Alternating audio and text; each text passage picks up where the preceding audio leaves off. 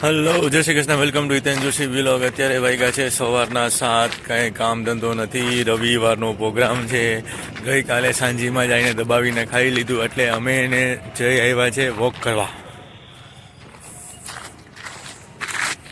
જય, શું કરે ભાઈ સવારના પોરમાં તું? હા, વોકિંગ કરે. કેમ વોકિંગ કરે? ખાવાનું પચાવવા માટે. શું કરવા માટે? ખાવાનું પચાવવા માટે. ખાવાનું પચાવવા માટે અમે વોક કરવા આવ્યા છીએ. આજ પાછા લગ્નમાં જવાના એટલે બરાબર ને? હા.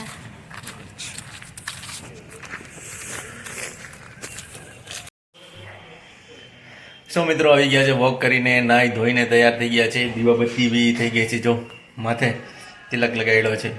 હવે અમે વોક કરવા ગયા હતા ને ત્યારે અમારે ભાઈ જઈને બહુ ક્રિએટિવ મગજમાં આવ્યું, તો એક એને ગીત બનાવ્યું.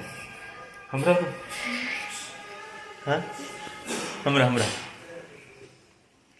હોલે હોલે સાजना, होले होले साजना, घर पे जाके बादना.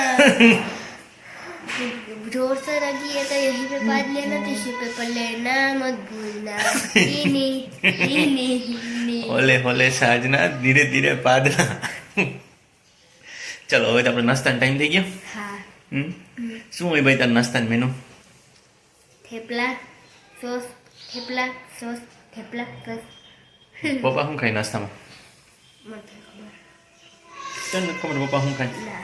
હા, પપ્પાની ફેવરેટ પરોઠા. ચલો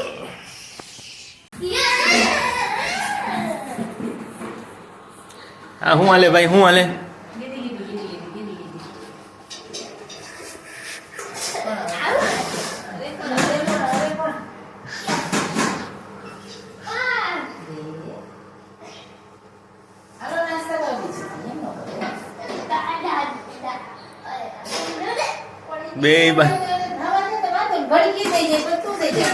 બે ને બાનો દીકરો થવા માટે કાકા ભત્રીજામાં થઈ રહ્યો છે મહાયુદ્ધ. ઓય એ અડ કુલુડી મડર. હા,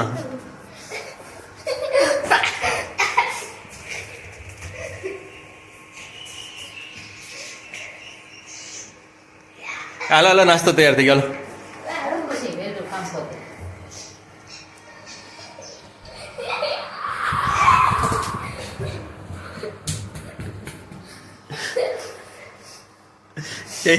જય સેનાપતિ હમલા કરો.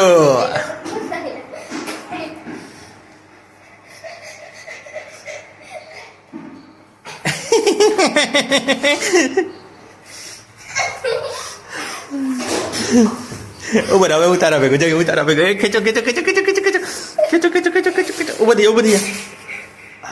એ હાલ નાસ્તો પેલા.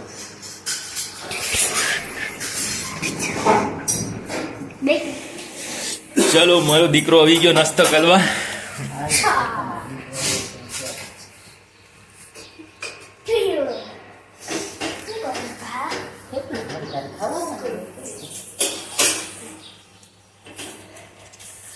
પપ્પા ને થેપલું જ ખાવાનું હે?